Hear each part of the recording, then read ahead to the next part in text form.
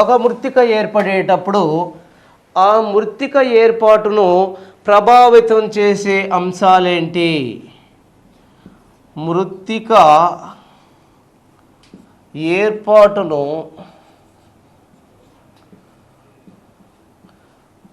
ప్రభావితం చేసే అంశాలు.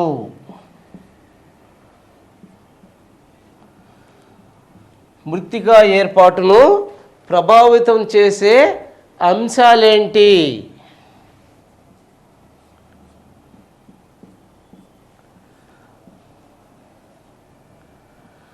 మృత్తిక ఏర్పాటును ప్రభావితం చేసే అంశాలేంటి అని మనం చూసినప్పుడు, మృత్తిక ఏర్పాటులో దాన్ని ప్రభావితం చేసే అంశాలను మనం చూసినట్టయితే, ఒకటి మాతృశిల,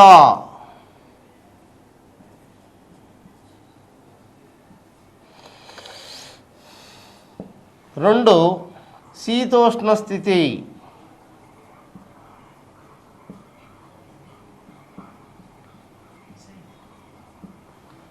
మూడు జీవులు,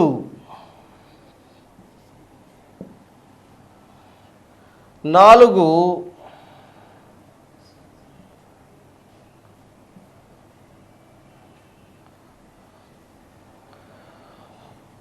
భూభాగ స్వభావం, ఐదు కాలము. వీటిలో మాతృశిల ఇవి మృత్తిక ఏర్పాటుని ప్రభావితం చేస్తాయి. ఏ విధంగా ప్రభావితం చేస్తాయి? ఒక ప్రాంతంలో ఏర్పడే మృత్తికల్ని ఇవి ఏ విధంగా ప్రభావితం చేస్తున్నాయి అని మనం చూసినట్టయితే, మొదటగా మనం చూడాల్సింది మాతృశిల. ఏంటిది అసలు ఈ మాతృశిల అంటే? ఈ మాతృశిలను మనం కానీ చూసినట్టయితే, మాతృశిల అనేది మృత్తిక ఏర్పాటుకి మొదటి కారకము, ముఖ్యంగా ప్రభావితం చేసే కారకం. అసలు నేలల ఏర్పాటులో మొదటిగా ఉండేదే మాతృశిల. మాతృశిల ఆధారంగానే ఏ నేల అయినా ఏర్పడడం జరుగుతూ ఉంది.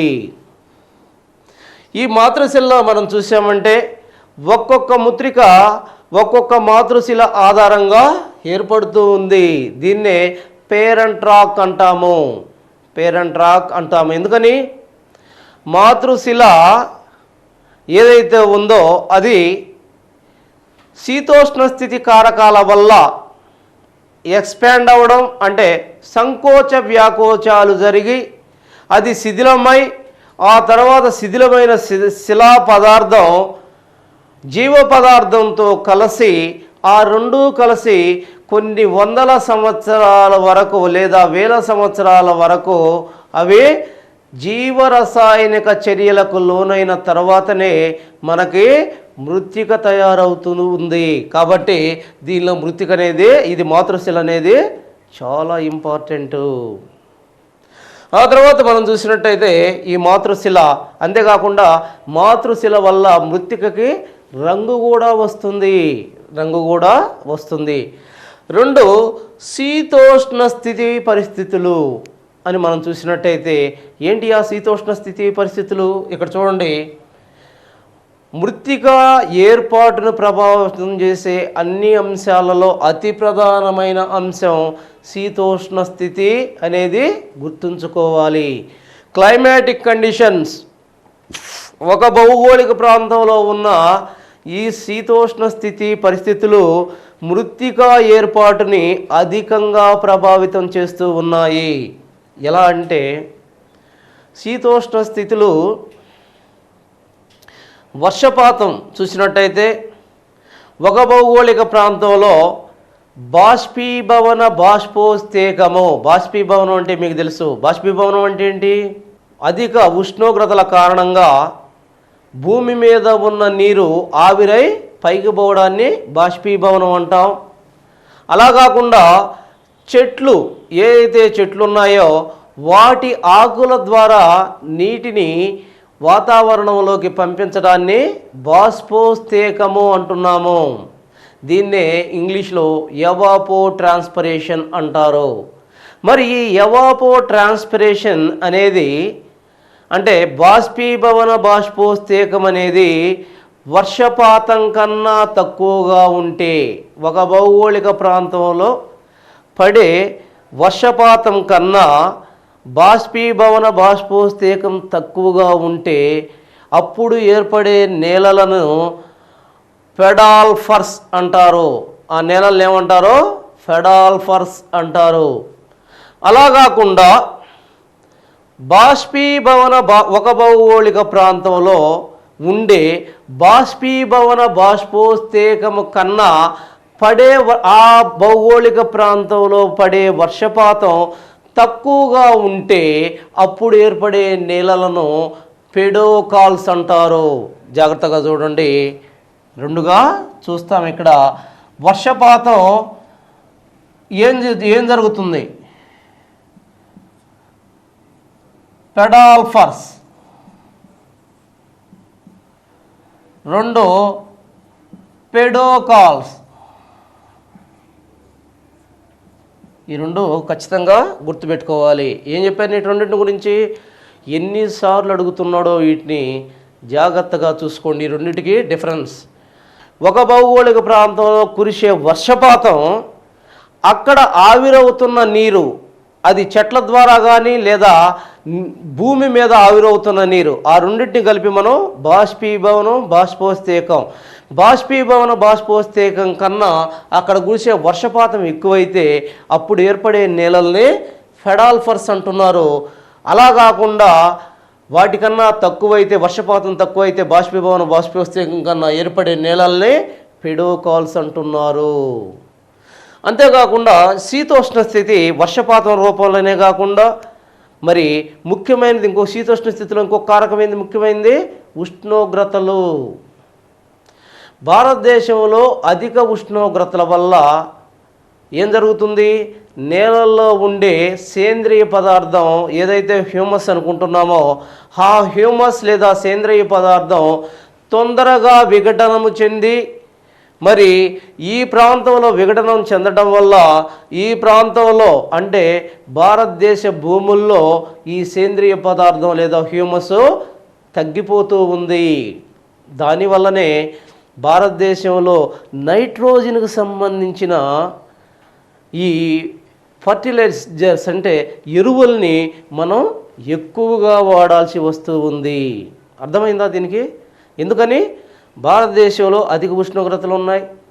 మరి అధిక ఉష్ణోగ్రతల వల్ల భారతదేశ నేలల్లో ఉన్న సేంద్రియ పదార్థం లేదా హ్యూమస్ అనేది తొందరగా విఘటనం చెందుతుంది. మరి విఘటనం చెందేది బయటికి వెళ్ళిపోతుంది. దాంతో భారతదేశంలో నేలల్లో నత్రజని సంబంధమైన పోషక పదార్థం తక్కువగా ఉంటుంది.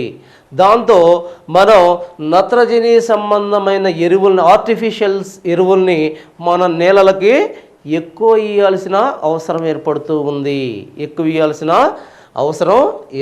ఉంది.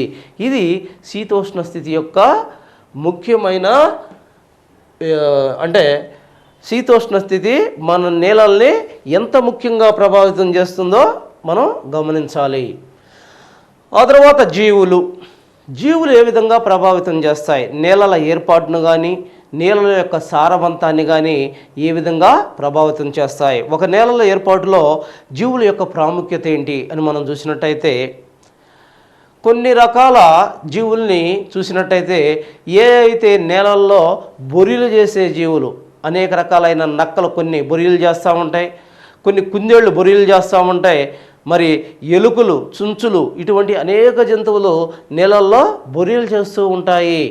మరి నేలల్లో బొరియలు చేసేటప్పుడు ఇవి కింద పొరల్లో ఉండే అతిసారవంతమైన మట్టిని కానీ కింద పొరల్లో ఉండే అంటే నేలల యొక్క కింద పొరల్లో ఉండే అతి ఇంపార్టెంట్ మినరల్స్ని, ప్రాముఖ్యమైన మినరల్స్ని కానీ భూమి యొక్క పై పొరల్లోకి తీసుకువస్తూ ఉంటాయి. ఎప్పుడైతే ఇవి భూమి యొక్క పైపొరల్లోకి తీసుకొస్తూ ఉంటాయో ఆ పైపొరల్లో తీసుకురావడం వల్ల ఆ భూమి సారవంతమైన భూమిగా మారిపోతూ ఉంది. సారవంతమైన భూమిగా మారిపోతూ ఉంది. అంతేకాకుండా రీసెంట్గా మీరు ఒక విషయాన్ని గమనించాలి. వెర్మీ కంపోస్ట్ అంటున్నారు. ఏంటి అసలు వెర్మీ కంపోస్ట్ అంటే? దీనిలో ముఖ్యంగా మనం వానాకాలం వచ్చిందంటే కొన్ని చిన్న చిన్న పాముల్లాగా బయటకు వస్తుంటాయి. దాన్నే మనం వానపాములు అంటున్నాం. ఈ వానపాములు ఏం చేస్తాయంటే తాము ఆహారం తినేటప్పుడు అక్కడున్న మట్టిని కూడా దాంతోపాటు తినేస్తాయి. మరి అవి విసర్జించేటప్పుడు ఆ రెండింటిని కలిసి విసర్జిస్తాయి. ఈ రెండింటిని కలిపి తిన్న తర్వాత అనేక జీవ రసాయన ప్రక్రియలు ఆ జీవిలోనే జరిగి అవి చాలా ఫైన్ మెటీరియల్ అంటే సారవంతమైన భూమిలాగా వాటి విసర్జికాలు బయటకు వస్తాయి. ఈ రకంగా కొంత ప్రాంతంలో కొన్ని వందల వానపాములు ఉండి ఆ రకంగా కొన్ని సంవత్సరాల పాటు విసర్జిస్తూ ఉంటే ఆ ప్రాంతం అంతా కూడా చాలా సారవంతమైన భూమిగా తయారవుతూ ఉంది. ఈ రకంగా ఒక నిస్సారమైన భూమిలోకి కొన్ని వందల లేదా కొన్ని లక్షల వానపాముల్ని పంపించడం ద్వారా ఆ ప్రాంతాన్ని కొన్ని సంవత్సరాల్లో మనం చాలా సారవంతమైన భూమిగా మార్చే అవకాశం ఉంది. సో ఈ రకంగా జీవులు భూమి యొక్క సారవంతాన్ని పెంచడానికి ఉపయోగపడుతూ ఉన్నాయి. ఈ విధంగా నేలల ఏర్పాటుని లేదా మృత్తికా ఏర్పాటుని ప్రభావితం చేస్తూ ఉన్నాయి జీవులు. ఆ తర్వాత చూసినట్టయితే భూభాగ స్వభావము. ఏంటి భూభాగ స్వభావం అంటే? మనం ఏదైతే ఒక భూమిని తీసుకున్నామో ఆ భూమిని మనం చూసినట్టయితే ఆ భూమిలో వాలులు ఎక్కువగా ఉన్న భూములు నిస్సారవంతమైన అంటే నాసిరకమైన నేలల ఏర్పాటును కలిగి ఉంటాయి.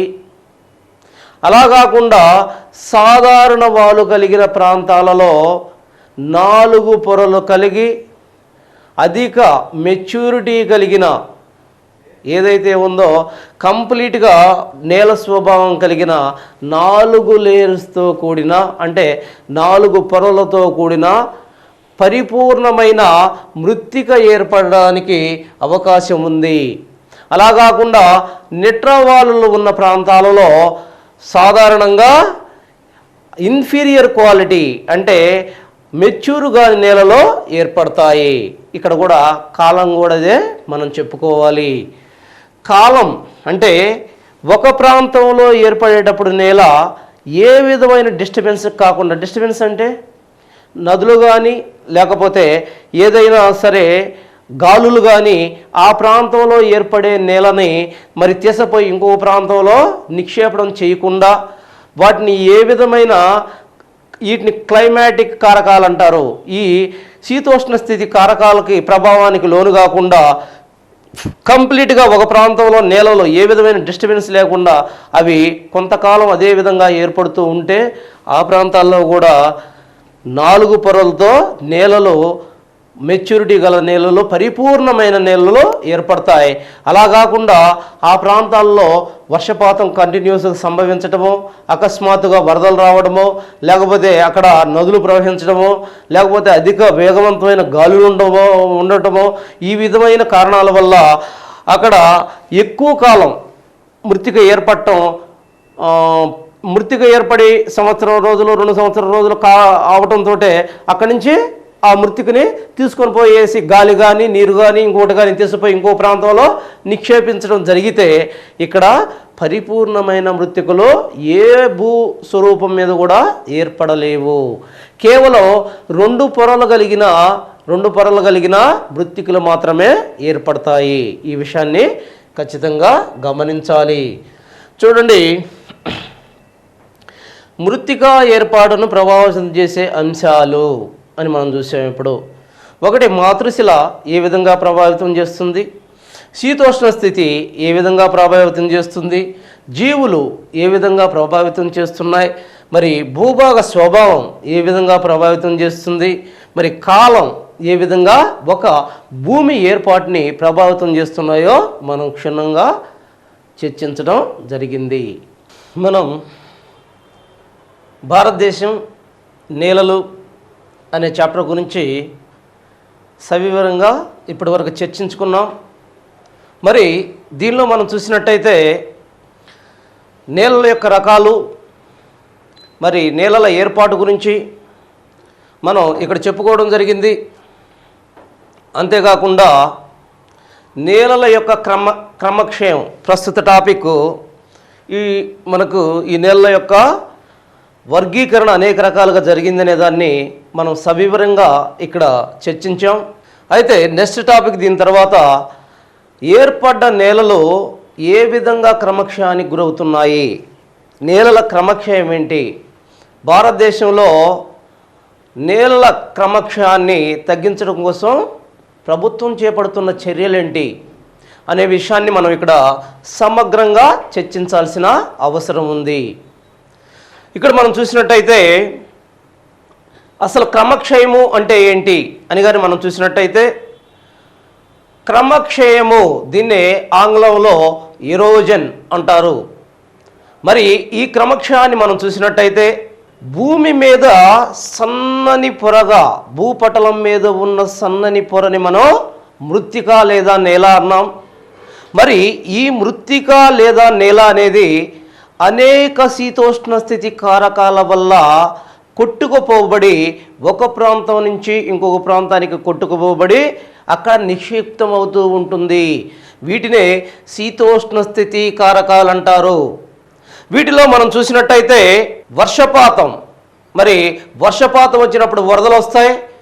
మరి వరదలు వచ్చినప్పుడు ఆ వరదల యొక్క ఉధృతికి ఆ ప్రాంతంలో ఉన్న మట్టి పైనున్న పొరలుగా మట్టి కొట్టుకొని పోవటం జరుగుతూ ఉంటుంది. అంటే ఇక్కడ మనం చూడాల్సింది ఏ కారకాల వల్ల అయితే నేల పైభాగం కొట్టుకుని పోతుందో దాన్నే క్రమక్షయము అంటున్నాము. ఇది అనేక రకాలుగా జరుగుతూ ఉంది. ముఖ్యంగా అనేక రకాల కారకాలు నేలల యొక్క క్రమక్షయానికి కారణమవుతున్నాయి. శీతోష్ణ స్థితి కారకాలు గుర్తుపెట్టుకోవాలి. మొదటిగా ముఖ్యంగా వర్షపాతం, తర్వాత నదులు, మరి వర్షపాతం వల్ల జయించే నదులు, రెండవదిగా వాయు క్రమక్షయం. ఫస్ట్ది జల క్రమక్షయం, రెండవది వాయు క్రమక్షయం, మూడు హిమనీనద క్రమక్షయము, హిమనీనద క్రమక్షయము, నాలుగు అంతర్భూజల క్రమక్షయము. 4 రకాల క్రమక్షయాలు ఉన్నాయి. ఇవి సివిల్ సర్వీసెస్ ఓరియంటేషన్లో కంప్లీట్ ఏరియాస్లో ఈ 4 కనిపిస్తాయి. మనం తీసుకునేది చాలా ఇంపార్టెంట్గా కంపల్సరీగా వచ్చే ఏరియాస్ని తీసుకుంటున్నాం. దాంట్లో మనకి 2 ఇంపార్టెంట్గా కనిపిస్తాయి. ముఖ్యంగా మనం చూసినట్టయితే జల క్రమక్షయం అంటే నదులు దాని యొక్క ఉపనదుల వల్ల కలిగే క్రమక్షయాన్ని జల క్రమక్షయం అంటాము. నదులు భూమి మీదకి వర్షపాతం సంభవించినప్పుడు వర్షపాతాన్ని భూమి మీదకి తాకే సమయంలో వర్షపాతం యొక్క అణువుల యొక్క వేగం 10 మీటర్ల పర్ సెకండ్ కన్నా ఎక్కువగా ఉన్నప్పుడు అవి భూమిని తాకితే భూమిని తాకినప్పుడు భూమి గుల్లబారుతుంది. అంటే భూమి ఆ గట్టితనం సడలి భూ రేణువుల పైకి లేస్తాయి. ఆ తర్వాత వర్షపాతం క్రమేపీ కంప్లీట్గా సంభవించిన తర్వాత అనేక రకాలైన ప్రవాహాలు కలిసి ఒక పెద్ద ప్రవాహంగా మారి నదిగా మారుతుంది. మరి నదిగా మారిన ఆ నీరు పల్లంలోకి ప్రవేశించేటప్పుడు నదికి అత్యంత శక్తి వస్తుంది. మరి అత్యధిక శక్తి వచ్చిన ఈ నీరు అధిక మొత్తంలో అక్కడ ఉన్న మట్టిని కోసివేస్తుంది. దీన్ని మనం క్రమక్షయంగా చెప్పుకుంటున్నాము. భారతదేశంలో మనం చూసినట్టయితే క్రమక్షయ పరంగా అనేక ప్రాంతాలలో కొన్ని మిలియన్ల హెక్టేర్ల భూమి క్రమక్షయానికి ఫర్టైల్ సాయిల్, సారవంతమైన భూమి ఈ క్రమక్షయానికి గురై కొన్ని ప్రాంతాలు సస్యశ్యామలంగా పంటలు పండించే ప్రాంతాలు బీడు భూములుగా మారిపోయే పరిస్థితులు ఏర్పడుతున్నాయి. ఈ విషయాల్ని గమనించాలి. మరి ఈ ప్రాంతాల్లో మనం చూసినట్టయితే నీటి క్రమక్షయం లేదా జల క్రమక్షయం లేదా నది క్రమక్షయం, దీన్ని ఏ విధంగా అయినా వాడు అడగచ్చు. నదీ క్రమక్షయాన్ని మనం చూసినట్టయితే నదులు, అనేకమైన నదులు కొండ ప్రాంతాల్లో పుట్టి, ముఖ్యంగా నదులు ఎక్కడ పుడతాయని చెప్పాము, మెజారిటీ కొండ ప్రాంతాల్లో పుడతాయి, కొన్ని మాత్రమే పీఠభూముల్లో పుడతాయి. చాలా రేరుగా మాత్రమే మైదానాల్లో పుడతాయి. మరి అది కొండల్లో పుట్టిన నదికి కొండ యొక్క వాలు నిట్రవాలుగా ఉంటుంది. నిట్రవాలులో ప్రవహించే నది శక్తి చాలా వేగంగా పెరుగుతుంది. దానికి ఉన్న శక్తికి అది చాలా మట్టిని కోసివేసి తీసుకొచ్చి ఇంకొక ప్రాంతంలో నిక్షేపణ చేస్తుంది. వాటిని మనం నిక్షేపణ మైదానాలు అంటున్నాం. నదులు చేసే నిక్షేపణ మైదానాలని మనం పెనిప్లేన్స్ అంటాము. పెనిప్లేన్ జాగ్రత్తగా గుర్తుపెట్టుకోవాలి, పెనిప్లేన్స్ అంటాం. మరి నదులు క్రమక్షయం వల్ల ఏర్పడిన మైదానాలని పెనిప్లేన్స్ అంటున్నాం. మరి నదులు నిక్షేపణ చేయటం వల్ల ఏర్పడిన మైదానాల్ని వరద మైదానాలు అంటున్నాం. జాగ్రత్తగా గమనించాలి. ఇక్కడ నది వస్తుంది, క్రమక్షయం చేస్తుంది, దానివల్ల మైదానాలు ఏర్పడ్డాయి. ఆ మైదానాల్ని మనం పెనిప్లేన్స్ అంటున్నాం. అదే మట్టిని తీసిపోయి ఇంకొకటి ఇక్కడ నిక్షేపణ చేస్తుంది, దానివల్ల అక్కడ మైదానాలు ఏర్పడ్డాయి. వాటిని వరద మైదానాలు అంటున్నాము. ఆ విషయాన్ని గమనించాలి. మరి ఈ ప్రాసెస్లో కొన్నిసార్లు సారవంతమైన భూముల మీద ఉన్న అతి సారవంతమైన మృత్తికను కూడా ఇది క్రమక్షయం చేస్తూ ఉంటుంది. మరి చూసినట్టయితే నదీ క్రమక్షయం ఎన్ని రకాలుగా ఉంది? మనకి నదీ క్రమక్షయం ముఖ్యంగా 4 రకాలుగా కనిపిస్తుంది. చూడండి, ఇక్కడ చాలా చిన్నగా రాస్తాను, జాగ్రత్తగా చూడండి. కంపల్సరీగా ఇవే రాయాల్సిన పరిస్థితులు. 1 పటక్రమక్షయము. మరి రెండవదిగా చూస్తే వంక క్రమక్షయము. 3 అవనాళిక క్రమక్షయము. మరి 4 రివరైన్. ఈ 4 గుర్తుపెట్టుకోండి చాలు. పటక్రమక్షయం అంటే ఏంటి? ఈ 4 ఏ క్రమక్షయానికి సంబంధించినవి? నదీ క్రమక్షయానికి సంబంధించినవి. మనం చూసినట్టయితే నదీ క్రమక్షయానికి సంబంధించిన దీనిలో మనం చూస్తే పటక్రమక్షయం అంటే ఏంటి? వర్షపాతం సంభవించింది, వర్షపాతం పడేటప్పుడు ఆ వర్ష బిందువుల తాకిడికి నేల గుల్లబారిన నేల వర్షపాతం సంభవించిన తర్వాత ఆ యొక్క ప్రవాహాలన్నీ కలిసి ఒక పెద్ద ప్రవాహంగా ఏర్పడి నేల మీద ప్రవహించేటప్పుడు అది షీట్లుగా అంటే పొరలుగా ఆ పై నేలని కట్ చేస్తూ పోతూ ఉంటుంది. ఈ విధంగా నది అంటే ఒక ప్రవాహం, ఒక నీటి ప్రవాహం లేదా నది ప్రవాహం ఏదైతే ఉందో అది నేల మీద అంటే పటలం మీద ఉన్న భూమిని పొరలుగా క్రమక్షయం చేయడాన్ని పటక్రమక్షయము అంటాము. మరి పటక్రమక్షయము ఎక్కడ కనిపిస్తుంది మనకు? ముఖ్యంగా శివాలిక్ పర్వతాలు, పశ్చిమ కనుమలు, మరి తూర్పు కనుమలు, ఈ ప్రాంతాల్లో మనకి పటక్రమక్షయం అనేది పర్టికులర్గా కనిపిస్తూ ఉంది. జాగ్రత్తగా గమనించాలి. తర్వాత రెండవదిగా చూసినట్టయితే వంక క్రమక్షయము. పటక్రమక్షయం అయిపోయింది, నేల మీద ఉన్న పొరలు వెళ్ళిపోయాయి, నేల బోడిగా కనిపిస్తూ ఉంది. మరి వర్షపాతం అదే విధంగా సంభవిస్తూనే ఉంది. మరి వర్షపాతం సంభవించేటప్పుడు ప్రవాహాలు అదే విధంగా ప్రవహిస్తూ ఉన్నాయి. ఆ టైంలో ఏదైతే మనం చూస్తూ ఉంటాం, వర్షం వచ్చినప్పుడు మన ఇళ్ళ దగ్గర కూడా ఏదైతే వర్షం కురిసిన తర్వాత వర్షపు నీరు ప్రవహించేటప్పుడు మన ఏళ్ల ఆకారంలో మన 5 ఏళ్ళు ఏ విధంగా ఉంటాయో ఆ ఏళ్ల ఆకారంలో కొన్ని గాడులు పడి భూమి మీద ఆ గాడుల్లో నీరు ప్రయాణించడం చూస్తూ ఉంటాం. దాన్నే వంక క్రమక్షయము అంటాము. వంక క్రమక్షయం అంటే ఏంటి? అక్కడ నదులు కానీ లేదా నీటి ప్రవాహాల యొక్క కోత వల్ల పటక్రమక్షయం. బాగా గుర్తుపెట్టుకోండి, ఇక్కడ అనేక క్వశ్చన్స్ చెప్పింది మామూలుగా ఉన్నట్టు అనిపిస్తుంది, కానీ అనేక క్వశ్చన్స్ వస్తూ ఉంటాయి. ఏమని అడుగుతాడు? ఏ క్రమక్షయం తర్వాత వంక క్రమక్షయం స్టార్ట్ అవుతుంది అని అడుగుతాడు. ఖచ్చితంగా మీరు గమనించాల్సింది పటక్రమక్షయం తర్వాత వంక క్రమక్షయం స్టార్ట్ అవుతుంది. పటక్రమక్షయాన్ని ఇంగ్లీష్లో చాలా ఈజీగా ఉంటుంది, ఇంగ్లీష్లో షీట్ ఎరోజన్ అంటారు. పటక్రమక్షయాన్ని షీట్ ఎరోజన్ అంటారు. వంక క్రమక్షయాన్ని రిల్ ఎరోజన్ అంటారు. షీట్ ఎరోజన్ తర్వాత రిల్ ఎరోజన్ స్టార్ట్ అవుతుంది. పటక్రమక్షయంలో భూమి పొరలగా వెళ్ళిపోతుంది. పైన భూమి పొరలగా వెళ్ళిపోయిన తర్వాత దాని కింద ఉన్న భూమి మీద నీరు ప్రవహించేటప్పుడు ఆ భూమిని అంటే కొంచెం లోతుగా క్రమక్షయం చేస్తుంది. ఆ క్రమక్షయం చేయటం వల్ల ఆ ప్రాంతంలో ఏమి ఏర్పడతాయి? ఫింగర్ రూపంలో అక్కడ కొన్ని గాడులు ఏర్పడతాయి. ఆ గాడుల్లో ఈ నీరు ప్రవహిస్తుంది. దీన్నే వంక క్రమక్షయము అంటారు. ఇది ఎక్కడ కనిపిస్తుంది అంటే ముఖ్యంగా కొండ ప్రాంతాలు, భారతదేశంలో కొండ ప్రాంతాలు, మరి అంతేకాకుండా ఏ అయితే పీఠభూమి ప్రాంతాలు ఉన్నాయో ఆ పీఠభూముల యొక్క స్లోప్స్లో ఇవి కనిపిస్తూ ఉంటాయి. ఆ తర్వాత మనం చూసినట్టయితే అవనాళికా క్రమక్షయము. ఏంటిది అవనాళికా క్రమక్షయం అంటే? ఇప్పుడు భూమి మీద కొన్ని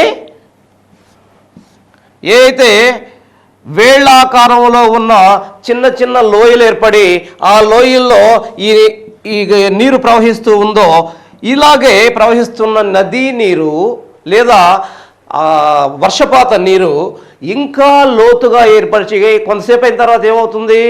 ఈ చేతి ఆకారంలో లేదా వేళ్ల ఆకారంలో ఏర్పడిన లోయల్లో నీరు ప్రవహిస్తూ ఉంటే మనం వంక క్రమక్షయం అన్నాం. ఆ తర్వాత ఈ ఏళ్ల రూపంలో ఏర్పడిన ఈ గాడులు ఇంకా లోతుగా ఏర్పడతాయి. ఎందుకంటే కంటిన్యూస్గా నీరు ప్రవహిస్తూ ఉంటుంది, ఆ నీరు భూమిని కోస్తూ ఉంటుంది. దానివల్ల ఇంకా లోతుగా గాడులు ఏర్పడతాయి. వాటిని అవనాళికా క్రమక్షయం అంటాము. అవనాళికా క్రమక్షయం అంటాం. సింపుల్. ఫస్ట్ది షీట్లు లేచిపోతాయి, కింద ఉన్న భూమి మిగులుద్ది. ఆ తర్వాత వర్షపాతం ఇంకా సంభవిస్తానే ఉంటుంది, వర్షం వస్తానే ఉంటుంది, నీరు ప్రవహిస్తానే ఉంటుంది. దానివల్ల అక్కడ కొన్ని చిన్న లోయల్ లాంటి ప్రాంతాలు ఏర్పడతాయి. దాని నుంచి వర్షపు నీరు ప్రవహిస్తుంటుంది. దాన్ని వంక క్రమక్షయం అన్నాం. ఆ తర్వాత కాలంలో ఆ లోయలు ఇంకా లోతవుతాయి. వాటినే మనం అవనాళికా క్రమక్షయం అంటున్నాం. మరి అవనాళికా క్రమక్షయం అంటే చాలా కొద్దిగా లోతులో గాడులు ఏర్పడి ఆ గాడుల్లో నీరు ప్రవహించటం. మరి గాడులు ఎక్కువగా లోతులో గాడులు ఏర్పడితే మరి ఆ నేలలు ఏ రకంగా మారుతాయి? అవి పంటలకి పనికి రాకుండా ఎందుకు పనికిరాని భూములుగా మారుతాయి. మరి భారతదేశంలో ఈ రకమైన పరిస్థితి, అవనాళికా క్రమక్షయ పరిస్థితి భారతదేశంలో ఎక్కడన్నా కనిపిస్తుందా అని మనం చూసినట్టయితే భారతదేశంలో అవనాళికా క్రమక్షయం అనేది మధ్యప్రదేశ్లోని చంబల్ ప్రాంతంలో మనకి కంపల్సరిగా కనిపిస్తుంది. ఈ ప్రాంతంలో చంబల్, బేత్వా, బనాస్ ఈ 3 నదుల యొక్క క్రమక్షయం కారణంగా ఈ ప్రాంతంలో అధిక లోతులో గాడులో భూమి మీద ఏర్పడి ఈ ప్రాంతంలో ఏ విధమైన పంటలకు కానీ రహదారులకు కూడా అనుకూలంగా లేని ఒక బ్యాడ్ ల్యాండ్స్, వీటిని తెలుగులో కందర మండలాలు అంటారు. వీటిని కందర మండలాలు అంటారు. వీటిని బ్యాడ్ ల్యాండ్స్ అంటున్నారు. మరి అవి ఈ ప్రాంతంలో మనకి కనిపిస్తూ ఉంటాయి. సో ఆ తర్వాత మనకి రివరైన్ ఎరోజన్. ఏంటిది రివరైన్ ఎరోజన్ అంటే? నది తన లోయలో ప్రవహించేటప్పుడు జాగ్రత్తగా గమనించాలి. నది తన లోయలో ప్రవహిస్తూ ఉంటుంది. మరి ప్రవహించే నది యొక్క తన బెడ్స్ని, అంటే నది యొక్క దానికి అటు ఇటు ఉండే బెడ్స్ని అది కోసేస్తూ ఉంటుంది. చూడండి, ఇక్కడ ఇది మొత్తం నది అని మనం అనుకుంటే నది తన యొక్క లోయలో ప్రవహిస్తుంది. అటు ఇటు 2 గట్లు ఉంటాయి. ఏ నదికైనా అది దాని యొక్క లోయలో ప్రవహిస్తున్నప్పుడు ఇటు ఒక గట్టి, ఇటు ఒక గట్టు ఉంటుంది. మరి ఈ గట్లుని అది ఎక్కువైనప్పుడు కోసివేస్తూ ఉంటుంది. ప్రవాహం ఎక్కువైనప్పుడు నదికి ప్రవాహం అది కోసివేస్తూ ఉంటుంది. దాన్నే రివరైన్ ఎరోజన్ అంటారు. ఇది ముఖ్యంగా ఎక్కడ కనిపిస్తుంది? ముఖ్యంగా ఏ ప్రాంతాలంటే జీవనదులుగా ఉన్న హిమాలయ ప్రాంతాలలో ఇది ఎక్కువగా కనిపిస్తుంది. మన దగ్గర కృష్ణా, గోదావరి ఈ ప్రాంతాల్లో కూడా రివరైన్ ఎరోజన్ కనిపిస్తూ ఉంది. ఈ రకంగా మనకి దీన్ని మొత్తం ఈ 4 దేని కిందకు వస్తున్నాయి? ఈ 4 యాక్చువల్గా దేని కిందకు వస్తున్నాయి? నీటి జల క్రమక్షయము లేదా నదీ క్రమక్షయం కిందకు వస్తున్నాయి. ఆ తర్వాత మనం చూసినట్టయితే రెండవదిగా చూసినట్టయితే పవన క్రమక్షయం అంటాం. 4 చెప్పుకున్నాం, 4లో 2 మనకు అంతగా ఇంపార్టెంట్ కాదు, అయినా మీకు చెప్తాను. అయితే పవన క్రమక్షయం అంటున్నాం. పవన క్రమక్షయం అంటే పవనానికి కొన్ని ప్రాంతాలలో అధిక వేగంతో గాలులు వీస్తుంటాయి. మరి పవనానికి ఉన్న ఆ శక్తి వల్ల పవనం ఆ ప్రాంతాల్లో ఉన్న సన్నని ఇసుక రేణువులను తీసుకుపోయి ఇంకొక ప్రాంతంలో డిపాజిట్ చేస్తూ ఉంటుంది. దీనిని పవన క్రమక్షయము అంటున్నాం. పవనం తన వీచే ప్రాంతంలో ఉన్న మట్టి ప్రాంతాన్ని తీసుకొని వేరే ప్రాంతంలో డిపాజిట్ చేస్తూ ఉంటుంది. దాన్నే పవన క్రమక్షయం అంటున్నాం. దానివల్ల తను తీసుకున్న ప్రాంతంలో అక్కడ గోతులు ఏర్పడతాయి. మరి తను నిక్షేపణ చేసిన ప్రాంతాల్లో సారవంతమైన భూములు ఏర్పడతాయి. దీన్నే పవన క్రమక్షయం అంటాము. అయితే కొన్నిసార్లు ఏం చేస్తుంది పవనానికి చిన్న రేణువులు తీసిపోయే శక్తి ఉంటుంది, కానీ పెద్ద రేణువుల్ని తీసిపోయే శక్తి ఉండదు. అందుకని అది ఏం చేస్తుంది, భూమి మీదనే అయితే మైదానం ప్రాంతం మీదనే ఒక ప్రాంతాన్ని నుంచి ఒక ప్రాంతానికి జరుపుతూ ఉంటుంది. ఇసుక లాంటి పెద్ద పార్టికల్స్ ఉన్నప్పుడు వాటిని పైకెత్తే శక్తి గాలికి ఉండదు. దానివల్ల అది ఒక ప్రాంతాన్ని నుంచి ఇంకో ప్రాంతానికి జరుపుతూ ఉంటుంది. దానినే ఏమంటారు, సాయిల్ క్రీప్ అంటారు. చాలాసార్లు అడిగడి బిట్టు, దాన్ని ఏమంటారు, సాయిల్ క్రీప్ అంటారు. మరి ఈ పవన క్రమక్షయం వల్ల కొన్నిసార్లు మైదానాలు ఏర్పడతాయి. అక్కడ దెబ్బలు ఉన్నాయి. సపోజ్ ఒక ప్రాంతంలో ఒక భూస్వరూపం మీద దెబ్బలు ఉన్నాయి. ఆ దెబ్బలు మొత్తాన్ని దశపై ఇంకో దిక్కడ నిక్షేపణ చేసింది. ఈ దెబ్బలన్నీ కూడా సమతలంగా అయిపోయాయి. అప్పుడు ఏర్పడిన మైదానాలని పెడి ప్లేన్స్ అంటారు. జాగ్రత్తగా గమనించాలి ఈ రెండింటిని. నదులు క్రమక్షయం వల్ల ఏర్పడిన మైదానాలని పెనిప్లేన్ అన్నాం. అదే వాయువు క్రమక్షయం వల్ల ఏర్పడిన మైదానాలని పెడి ప్లేన్స్ అంటున్నాం. పెనిప్లేన్స్కి పెడిప్లేన్స్కి ఉన్న డిఫరెన్స్ని మీరు గమనించాలి. 2 ఒకటిగా గుర్తించకూడదు. అవి పెనిప్లేన్స్, ఇవి పెడిప్లేన్స్. అంతేకాకుండా వాయు క్రమక్షయంలో ఇవి వాయువు తీసిపోయి ఇంకొకటి ఇక్కడ నిక్షేపణ చేస్తుంది. ఆ నిక్షేపణ చేసినప్పుడు ఏర్పడే మైదానాలను ఏమంటున్నాం, లోయస్ మైదానాలు. ఏ మైదానాలు అంటున్నాం, లోయస్ మైదానాలు. మరి లోయస్ మైదానాలు మన దగ్గర ఎక్కడన్నా కనిపిస్తాయా? చైనాలో ప్రస్ఫుటంగా కనిపిస్తాయి లోయస్ మైదానాలు. చైనా యొక్క వాయువ్య ప్రాంతంలో క్లియర్గా కనిపిస్తాయి. ఎక్కడ కనిపిస్తాయంటే చైనా యొక్క వాయువ్య ప్రాంతంలో మనకు కనిపిస్తాయి. ఇవి మన దగ్గర కూడా అక్కడక్కడ చిన్న చిన్న మైదానాలు కనిపిస్తూ ఉంటాయి. స్పెసిఫిక్గా భారతదేశంలో అంతగా కనిపించవు. సో దీన్ని మనం గుర్తుపెట్టుకోవాలి. తర్వాత రెండోది అని మనం చూసినట్టయితే ఈ రెండింటిని కూడా చాలా సింపుల్గా చెప్తాను, ఎందుకంటే మన సిలబస్లో అంతగా లేదు. కాకపోయినా మీరు జాగ్రత్తగా గమనించాలి. సివిల్ సర్వీసెస్లోనే ఉంది ఇది. ఈ రెండింటిని గురించి ఒకటి హిమనీనద క్రమక్షయము. హిమనీనదాలు ఎక్కడ ఉంటాయి? పెద్ద పెద్ద ఏ అయితే పర్వతాలు ఉన్నాయో ఎత్తైన పర్వతాల దగ్గర హిమనీనదాలు ఉంటాయి. ఎందుకని? ఆ ప్రాంతాల్లో హిమం కురుస్తూ ఉంటుంది. కురిసిన హిమం దాని బరువుకి కరిగి హిమనీనదాలుగా ప్రవహిస్తుంది. వాటినే మనం హిమనీనదాలు అంటున్నాము. మరి ఈ హిమనీనదాలు మనకి ఎక్కడ కనిపిస్తాయి? మరి హిమాలయాల్లో కనిపిస్తున్నాయి, లేకపోతే ఏ అయితే ఐరోపా కంట్రీస్ ఉన్నాయో అక్కడ కనిపిస్తూ ఉన్నాయి. మరి ఏం చేస్తాయి? కొండల మీద నుంచి కిందకి దిగేటప్పుడు ఈ హిమనీనదాలు ఆ ప్రాంతంలో ఉన్న మట్టిని కోసి ఇంకొక ప్రాంతం వాటిని రకరకాలుగా భూస్వరూపాలుగా తయారు చేస్తూ ఉన్నాయి. సో అది మీకు అంత ఇంపార్టెంట్ కాదు, ఎందుకంటే సాయిల్ ఎరోజన్ అనేది భారతదేశంలో ఒక పెను ప్రమాదంగా సంభవించింది. దీనివల్ల చాలా సారవంతమైన భూములు నిస్సారంగా మారిపోతున్నాయి. అన్నం పెట్టే మెయిన్గా మనం చూసినట్టయితే ఏ మైదాన ప్రాంతాలు భారతదేశానికి అన్నపూర్ణగా ఉంటున్నాయో ఆ ప్రాంతాలన్నీ కూడా నష్టపోయే పరిస్థితులు మరి మనకు వస్తున్నాయి. దానివల్ల భారతదేశంలో కరువు కాటకాలు సంభవించే పరిస్థితి ఉంది. కాబట్టి ఈ రెండింటి గురించి మనం ఖచ్చితంగా చదువుకోవాలి. ఒకటి నది క్రమక్షయం, 2 వాయు క్రమక్షయం. నది లేదా జల క్రమక్షయం అంటాం, దీన్నే వాయు క్రమక్షయంగా మనం చెప్తూ ఉన్నాము. మరి 2 రకాల క్రమక్షయాలు మనకి ప్రస్ఫుటంగా కనిపిస్తున్నాయి భారతదేశంలో.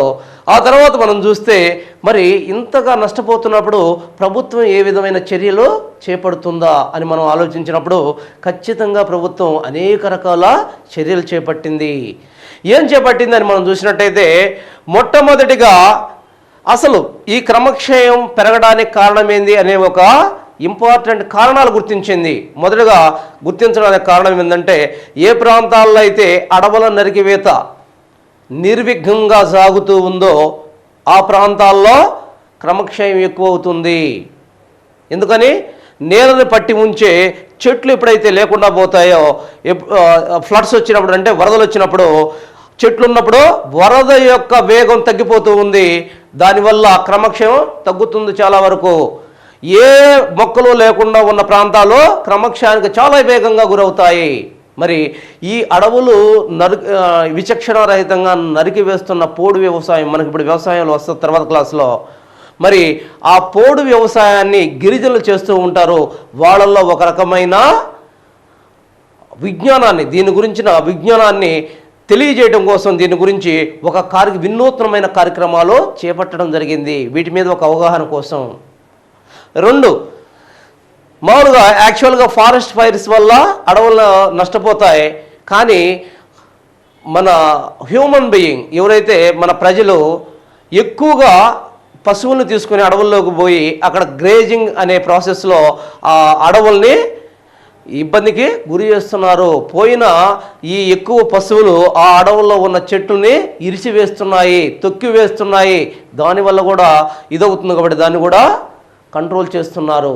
ఇక మూడవదిగా చూస్తే ఏ వ్యవసాయ విధానాలు, భూమిని తవ్వి వ్యవసాయం చేసేటప్పుడు సరైన వ్యవసాయ విధానాలను పాటించకపోతే ఆ నేల తొందరగా క్రమక్షయానికి గురవుతుంది. కాబట్టి సరైన వ్యవసాయ విధానాలను పాటించేలా చర్యలు తీసుకుంటున్నారు. దానిలో భాగంగా చూసినట్టయితే మొదటిది మోనోక్రాపింగ్. మోనోక్రాపింగ్ అంటే యాక్చువల్గా ఒకే పంట వేస్తున్నారు, దాన్ని కంప్లీట్గా తీసివేశారు. పంట మార్పిడిని ప్రోత్సహిస్తుంది ప్రభుత్వం. ఒకటి ఏం చేస్తుంది, ముఖ్యంగా పంట మార్పిడిని ప్రోత్సహిస్తున్నారు. అంటే ఈ సంవత్సరం ఒక పంట వేస్తే నెక్స్ట్ ఇయర్ ఇంకొక పంట వేయాలి, ఆ నెక్స్ట్ ఇయర్ ఇంకొక పంట వేయాలి, అట పంట మారుస్తూ ఉండాలి. దానివల్ల భూమికి శక్తి వస్తుంది. అలా కాకుండా ఒకే పంట వేసినట్టయితే ఆ పంట వల్ల భూమి గుల్లబారుతుంది, ఈజీగా ఎరోజ్ అయ్యే ప్రమాదం ఉంది. కాబట్టి పంట మార్పిడి విధానాన్ని గవర్నమెంట్ ప్రోత్సహిస్తుంది.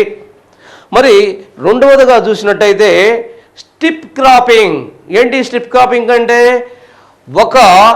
ఒక భౌగోళిక ప్రాంతంలో, అది ఎకరా కావచ్చు లేదా హెక్టర్ కావచ్చు, ఆ ప్రాంతంలో మనం కంప్లీట్గా ఒక క్రాప్ని వేయకుండా ఒక భౌగోళిక ప్రాంతంలోనే, ఒక ప్రాంతంలో ఇటు చూడండి ఒక్కసారి, ఇది 1 ఎకరా పొలం అనుకుంటే ఈ ఎకరా పొలంలో ఈ విధంగా ఇదంతా కూడా ఒక పంట. మరి ఇక్కడ గ్యాప్ వదులుతారు, ఆ తర్వాత ఇదంతా ఒక పంటగా, మరి ఇక్కడ గ్యాప్ వదిలేసి ఇదంతా ఒక పంట. ఈ రకంగా వీటిని స్ట్రిప్స్ అంటారు. వీటిని స్ట్రిప్స్ అంటారు. మరి స్ట్రిప్స్గా మరి ఈ పంటల్ని పండించడం జరుగుతుంది. ఎందుకనంటే నదులు పొంగినప్పుడు, వరదలుగా వచ్చినప్పుడు ఒక క్రాప్ని నెట్టుకొని వచ్చిన తర్వాత ఇంకొక క్రాపు ఈ వరదలకు రెసిస్టెన్స్ అయిన క్రాప్ని వేయటం జరుగుతుంది. మొదట వరదల్ని తట్టుకునే క్రాప్ని వేస్తారు, ఆ తర్వాత మామూలు క్రాప్ని, మన ఆహార క్రాప్ని వేస్తారు, ఆ తర్వాత వరదలను తట్టుకునే క్రాప్ని వేస్తారు. ఈ రకంగా వేయడం వల్ల వరద వచ్చినప్పుడు ఈ కోసే విధానంలో చాలా వరకు దాని యొక్క వేగాన్ని రెడ్యూస్ చేయొచ్చు అనే ఉద్దేశంతో దీన్ని స్ట్రిప్ క్రాపింగ్ అంటారు. తర్వాత మూడవదిగా చూసినట్టయితే కాంటూర్ ఫ్లవింగ్. ఈ కాంటూర్ ఫ్లవింగ్ని మనం చూసినట్టయితే కాంటూర్ ఫ్లవింగ్ అనేది చూడండి, ఇక్కడ భారతదేశంలో కానీ ఎక్కడైనా సరే ముఖ్యంగా ఏ ప్రాంతాల్లో అయితే కొండ ప్రాంతాల కొండ వాలుల్లో ఈ పానీయ పంటలని మనం చెప్పుకుంటున్నాం. భారతదేశానికి అధిక విదేశీ మారక ద్రవ్యాన్ని తెచ్చి పెడుతున్న పానీయ పంటలు ఏంటి అవి? Tea, coffee. ఇవన్నీ కూడా ఎక్కడ పండుతాయి? ఇవి ఎత్తైన ప్రాంతాల్లో పండుతాయి. ఈ ఎత్తైన పర్వత వాలుల్లో పండుతాయి. మరి ఈ పర్వత వాలుల్లో వీళ్ళు వ్యవసాయం చేసేటప్పుడు ఇంతకుముందు ఏ విధంగా దున్నేవాళ్ళు అంటే, దీన్ని ఇంకా బాగా చూపిస్తాను ఉండండి. యాక్చువల్గా పర్వతం అంటే మరి ఇట్ట నిట్రవాళ్ళు ఉంటే వ్యవసాయం చేయరు. పర్వత వాలుల్లో చూడండి ఈ రకంగా ఉన్నప్పుడు జస్ట్ వీళ్ళు ఏ విధంగా దున్నేవాళ్ళు అంటే, ఈ విధంగా దున్నేవాళ్ళు. పైకి పర్వతానికి నిలువుగా దున్నేవాళ్ళు. దానివల్ల ఏమవుతుంది, ఇక్కడ ఫర్రోస్ ఏర్పడతాయి. అంటే సాళ్ళు అంటాం తెలుగులో. ఈ సాళ్ళు ఏర్పడతాయి ఇక్కడ. ఈ సాళ్ళు ఏర్పడినప్పుడు ఇక్కడ వర్షపాతం అంటే కొండల మీదే వర్షపాతం ఎక్కువగా సంభవిస్తుంది. ఈ కొండల మీద వర్షపాతం సంభవించినప్పుడు ఈ ఫర్రోస్ ఇంకా దానికి అనుకూలంగా ఉంటాయి, ఇంకా ఎరోజన్ చేయడానికి. అందుకని ఏం చేశారు, ఇప్పుడు గవర్నమెంట్ ఏం చేసిందంటే, ఇలా నిలువుగా కాకుండా ఇలా అడ్డంగా, ఇది కొండంటే ఇలా అడ్డంగా, నిలువుగా కాకుండా ఇలా అడ్డంగా ఏర్పాటు చేసింది. ఇలా అడ్డంగా ఏర్పాటు చేయడం వల్ల చూడండి ఒకసారి, నది ఇక ఎప్పుడైతే వర్షపాతం సంభవించింది, పెద్ద మొత్తంలో నీరు వచ్చింది, ఆ నీరు కిందకి ప్రవహిస్తుంది. ఇక్కడికి వచ్చేలకు ఏమవుతుంది, ఇక్కడ దున్నడం వల్ల ఇక్కడ చిన్న చిన్న లోయలు లాంటివి ఏర్పడతాయి. ఏర్పడ్డప్పుడు ఈ నది నీరు ఏడకొచ్చేసి ఆగిపోతుంది కొద్దిగా. ఆ తర్వాత ఇంకా దీనికాడికి వచ్చేలకు ఇంకా దాని వేగం తగ్గిపోతుంది. ఇది పొర్లి మరి దీనికాడికి వచ్చేలకు ఇంకా వేగం తగ్గిపోతుంది. ఆ రకంగా దాని వేగాన్ని తగ్గిస్తూ ఉన్నారు. దాన్నే కాంటోర్ ఫ్లవింగ్ అంటున్నారు. కాంటోర్ ఫ్లవింగ్ అంటున్నారు. ఈ విధంగా ఈ ప్రాంతాల్లో దీన్ని రెడ్యూస్ చేయడం జరుగుతుంది. ఆ తర్వాత టెర్రేసింగ్ లేదా కాంటూర్ బండింగ్ అంటారు. అది కాంటూర్ ఫ్లవింగ్, ఇది కాంటూర్ బండింగ్ ఆర్ టెర్రేసింగ్ అంటారు. ఏంది టెర్రేసింగ్లో? ఏం లేదు, సింపుల్గా చూడండి. టెర్రేసింగ్లో ఇక్కడ ఈ ప్రాంతంలో జస్ట్ దున్నడం జరిగింది. ఈసారి ఇక్కడ బండ్స్ను కడుతున్నారు. బండ్స్ అంటే కొంచెం ఎత్తుగా వాటిని ఏమంటారు, గట్లను కడుతున్నారు. ఈ గట్లని ఏర్పాటు చేస్తున్నారు. ఎప్పుడైతే ఈ గట్లు కడుతున్నారో దీని యొక్క వేగాన్ని చాలా వేగంగా తగ్గించు. ఈ గట్టు నిండి పొర్లితే కానీ అది కిందకి రాదు. దానివల్ల దాని వేగాన్ని రెడ్యూస్ చేయగలుగుతున్నారు. సో ఈ రకంగా మనం అనేక రకాలుగా ఎరోజన్ నుంచి పంట పొలాలను రక్షించడం కోసం ప్రభుత్వం అనేక చర్యలు తీసుకుంటుంది. అందులో భాగంగా ముఖ్యంగా లాస్ట్ది దీంట్లో మనం చూసినట్టయితే యాక్చువల్గా లాస్ట్గా వాటర్ షెడ్ చాలా ఇంపార్టెంట్. ఇది వాటర్ షెడ్స్ని అనేక ప్రాంతాల్లో ఏర్పాటు చేస్తున్నారు. ఎక్కడైతే నది వర్షపాతం తక్కువగా ఉంటుందో, ఏ ప్రాంతాల్లో అయితే ఇరిగేషన్ ఫెసిలిటీస్ లేకుండా, నీటిపారుదల అవకాశం లేకుండా, నీటిపారుదల సౌకర్యాలకు అవకాశం లేని ప్రాంతాలు, శుష్క ప్రాంతాలలో, అది కొండ ప్రాంతాలు లేదా పల్లపు ప్రాంతాల్లో వర్షపాతం సంభవించినప్పుడు ఆ వర్షపాతం వల్ల వాస్తవంగా రెండు జరుగుతాయి. అక్కడ క్రమక్షయం జరుగుతుంది, రెండు పడిన నీరు వృధా అవుతుంది. మరి దీంతో ఒక మహత్తర కార్యం చేపట్టాలని చెప్పి ఏదైతే ఎత్తైన ప్రాంతాల్లో పడిన వర్షపాతాన్ని మొత్తాన్ని చెక్ డ్యామ్స్ వంటివి నిర్మించడం ద్వారా, వాటి యొక్క మార్గాల్లో చెక్ డ్యామ్స్ వంటివి నిర్మించడం ద్వారా దాని మొత్తాన్ని కూడా ఒక కామన్ పాయింట్ దగ్గరికి, నీటిని మొత్తాన్ని ఒక కామన్ పాయింట్ దగ్గరికి, పల్లపు ప్రాంతం దగ్గరికి తీసుకువచ్చి వాటిని చిన్న చిన్న చెరువులుగా చేసి తద్వారా రెండు లాభాలను ఆశిస్తున్నారు. ఒకటి, భూమి లోపల ఉన్న నదీ నీటిని, జలాన్ని, భూగర్భ జలాన్ని పెంచడం, తద్వారా అక్కడ పంటల్ని పండించటం, శుష్క ప్రాంతాల్లో పంటలను అభివృద్ధి చేయడం దీని యొక్క మెయిన్ లక్ష్యాలు.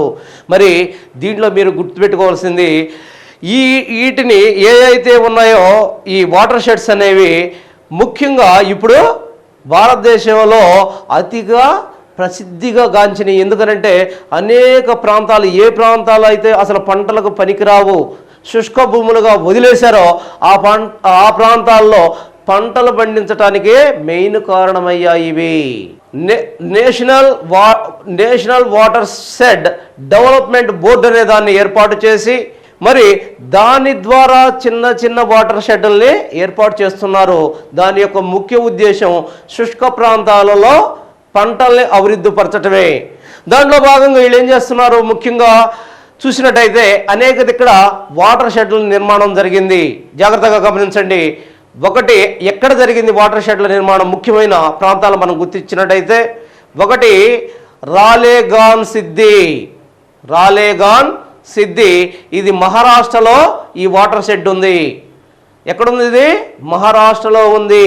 రాలేగాన్ సిద్ధి అనే దాన్ని అన్నా హజారే ఆధ్వర్యంలో ఇది నిర్మించబడింది. ఇది మహారాష్ట్రలో మనకు కనిపిస్తూ ఉంది. దీన్నే రాలేగాన్ సిద్ధి అంటున్నారు. తర్వాత రెండవదిగా చూసినట్టయితే తిల్వారా వాటర్ షెడ్, దాని పేరేంది? తిల్వారా వాటర్ షెడ్. ఎక్కడ కనిపిస్తుంది ఇది? రాజస్థాన్లో కనిపిస్తుంది. తిల్వారా వాటర్ షెడ్ రాజస్థాన్లో కనిపిస్తూ ఉంది మనకి. ఆ తర్వాత జుబయా వాటర్ షెడ్ ఎక్కడ కనిపిస్తుంది? ఇది మధ్యప్రదేశ్లో కనిపిస్తుంది. జుబయా వాటర్ షెడ్ అనేది మధ్యప్రదేశ్లో కనిపిస్తుంది. ఆ తర్వాత వాటర్ షెడ్ను మనం చూసినట్టయితే కాల్వా వాటర్ షెడ్ ఆంధ్రప్రదేశ్లో కనిపిస్తుంది. 4 వాటర్ షెడ్లు చెప్పాను ఇప్పుడు. ఒకటి రాలేగావ్ సిద్ధి మహారాష్ట్రలో కనిపిస్తుంది. రెండవది తిల్వారా వాటర్ షెడ్ ఎక్కడ కనిపిస్తుంది? ఇది రాజస్థాన్లో కనిపిస్తుంది. 3 జుబయా వాటర్ షెడ్, ఇది ఏ ప్రాంతంలో కనిపిస్తుంది? మధ్యప్రదేశ్లో కనిపిస్తుంది. 4 కాల్వా వాటర్ షెడ్ ఆంధ్రప్రదేశ్లో కనిపిస్తూ ఉంది. ఈ రకంగా 4 వాటర్ షెడ్స్ భారతదేశంలో మనకి కనిపిస్తూ ఉన్నాయి. ఆ తర్వాత చూసినట్టయితే దీంతో మనకి నేలలు, ఆ నేలలు ఎట్ట ఏర్పడ్డాయి, మరి నేలలో ఏర్పడకు కావాల్సిన పరిస్థితులు ఏంటి, నేలల ధర్మాలు ఏంటి, నేలల ఆమ్లత్వం ఏంటి, నేలల్లో ఉండే ఖనిజాలు ఏంటి, మరి నేలల్లో ఉండే రకాలేంటి, మరి ఆ రకాలను ఎన్ని రకాలుగా వర్గీకరించడం జరిగింది, మరి ఆ నేలల్లో మరి ఏ ప్రాంతాల్లో ఏ నేలల విస్తరణ ఉంది, ఆ నేలల్లో ఏమి లోపించాయి, ఏ మూలకాలు ఉన్నాయి, ఏమి లోపించాయి, మరి అవి ఏ పంటలకు అనుకూలంగా ఉన్నాయి. ఆ తర్వాత మనం చూసినట్టయితే ఇవన్నీ కూడా యాక్చువల్గా ఈ నేలలు ఎలా నాశనం అవుతున్నాయి, మరి నాశనం అవడానికి కారణం ఏంది, ఆ క్రమక్షయం అంటే ఏంటి, ఆ క్రమక్షయం ఎన్ని రకాలుగా జరుగుతుంది, మరి ఆ క్రమక్షయాన్ని నుంచి పంటలను అంటే నేలలను కాపాడటానికి ప్రభుత్వం తీసుకున్న చర్యలేంటి అనే విషయాలను మొత్తం కూడా మనం క్షుణ్ణంగా చర్చించడం జరిగింది. అయితే లాస్ట్గా భారతదేశంలో ఈ మృత్తికల గురించిన పరిశోధనా కేంద్రాలేంటి అని మనం చూసినట్టయితే జాగ్రత్తగా చూడాలి. ఇటు చూడండి, పరిశోధనా కేంద్రాలేంటి. ఒకటి మృత్తికా పరిశోధనా కేంద్రము ఊటీలో ఉంది. మృత్తికా పరిశోధనా కేంద్రము ఊటీలో ఉంది. మరి ఊటీ ఎక్కడ ఉంది? తమిళనాడులో ఉంది. తమిళనాడులో ఉంది. రెండవదిగా మనం చూసినట్టయితే నల్లరేగడి మృత్తికల పరిశోధనా కేంద్రం, ఇది బళ్ళారిలో ఉంది. బళ్ళారి కర్ణాటకలోనే బళ్ళారిలో కనిపిస్తూ ఉంది. తర్వాత ఎడారి మృత్తికల పరిశోధనా కేంద్రం మనకి జోధ్పూర్. ఎక్కడిది జోధ్పూర్ అంటే? రాజస్థాన్. మరి జోధ్పూర్లో ఎడారి మృత్తికల పరిశోధనా కేంద్రం మనకు కనిపిస్తూ ఉంది. ఆ తర్వాత శివాలిక్ మృత్తికల పరిశోధనా కేంద్రం మనకి చండీగఢ్లో కనిపిస్తూ ఉంది. ఆ తర్వాత సాయిల్ సర్వే ఆఫ్ ఇండియా మనకి కలకత్తాలో కనిపిస్తూ ఉంది. దీన్ని ఏర్పాటు చేసింది, దీని మెయిన్ సెంటర్ కలకత్తాలో ఉంది. తర్వాత ICAR Indian council of agriculture research మరి ఇది మనకి ఢిల్లీలో కనిపిస్తూ ఉంది. దీని ఏర్పాటు ఢిల్లీలో జరిగింది. మరి ఇక్రిసాట్, లాస్ట్లో మనకి ICRISAT international crop research for semi arid tropics international crop research institute for semi arid tropics అనేది మనకి ఇది హైదరాబాద్లో ఉంది. మరి వీటిని మొత్తం చూసినట్టయితే మళ్ళీ ఒకసారి చెప్తాను చూడండి. మృత్తికల పరిరక్షణ కేంద్రం ఊటీలో కనిపిస్తుంది. నల్లరేగడి మృత్తికల పరిరక్షణ కేంద్రం బళ్ళారిలో కనిపిస్తుంది. మరి ఎడారి మృత్తికల పరిరక్షణ కేంద్రం జోధ్పూర్లో ఉంది. శివాలిక్ మృత్తికల పరిరక్షణ కేంద్రం చండీగఢ్లో ఉంది. మరి సాయిల్ సర్వే ఆఫ్ ఇండియా అనేది మన కలకత్తాలో ఉంది. ICAR Indian council of agriculture research అనేది మనకు ఢిల్లీలో కనిపిస్తుంది. ఇక్రిషాట్ అంటే international crop research institute for semi arid tropics అనేది మనకి హైదరాబాద్లో కనిపిస్తుంది. సో దీంతో మనకి నేలలు, భారతదేశం యొక్క నేలలు, వాటి ఏర్పాటు, మరి వాటిలో ఉన్న స్వభావాల గురించి, లక్షణాల గురించి, ఆమ్లత్వం గురించి, మరి వాటి యొక్క వివిధ రకాల గురించి, మరి అవి ఏ బేసిస్ మీద వాటిని వర్గీకరణ చేశారనే దాని గురించి, వాటిలో ఉన్న మినరల్స్ గురించి, మరి వాటి యొక్క కంప్లీట్ విధానాన్ని గురించి మనం ఇక్కడ చెప్పుకోవటం జరిగింది.